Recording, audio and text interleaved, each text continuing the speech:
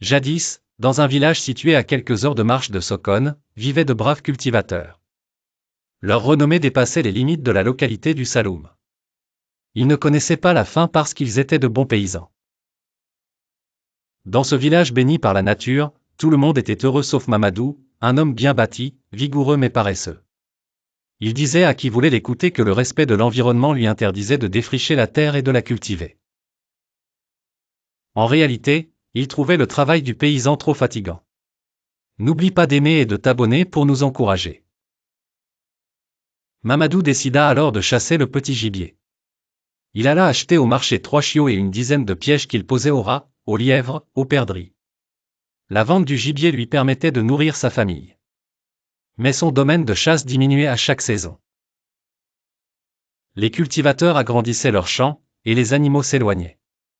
Souvent, Mamadou rentrait bredouille et sa famille ne trouvait rien à manger. Sa fille aînée, Awa, le priait parfois de cultiver la terre comme les autres, mais son père, mécontent, la rabrouait durement. Un jour, Mamadou vit qu'un de ses pièges avait capturé une biche toute blanche. Il leva la machette pour l'abattre, mais l'animal lui dit : « Pourquoi veux-tu me tuer ? Je suis le génie de la forêt. Libère-moi et je te récompenserai. » Surpris, Mamadou libéra la biche. Celle-ci lui dit : « Prends 3 perles de mon collier. À la maison, avale en 2 et cache la 3e. Chaque matin, demande-lui tout ce que tu veux, or, argent, vivres. Tu l'obtiendras aussitôt. » Mamadou fit comme le génie lui avait dit. Il devint très riche et ne chassait plus. Sa fille Awa, inquiète de le voir ne rien faire, lui demandait souvent s'il ne devrait pas reprendre le travail.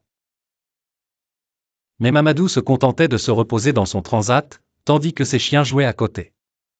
Il comprenait même leur langage et s'amusait de leurs discussions. Les années passèrent. Un après-midi, alors qu'il se reposait, ses chiens se mirent à se lamenter. Dans 3 jours, le génie reprendra la perle, et notre maître redeviendra pauvre. S'il l'avale, ses richesses seront sauvées, mais il mourra immédiatement. Ce message bouleversa Mamadou. Il perdit le sommeil, puis finit par en parler à sa famille. Sa fille Awa lui conseilla de rendre la perle au génie et de travailler la terre comme tout le monde. Mais Mamadou, craignant la pauvreté, se demanda s'il ne valait pas mieux mourir riche. À sa place, tu ferais comment ?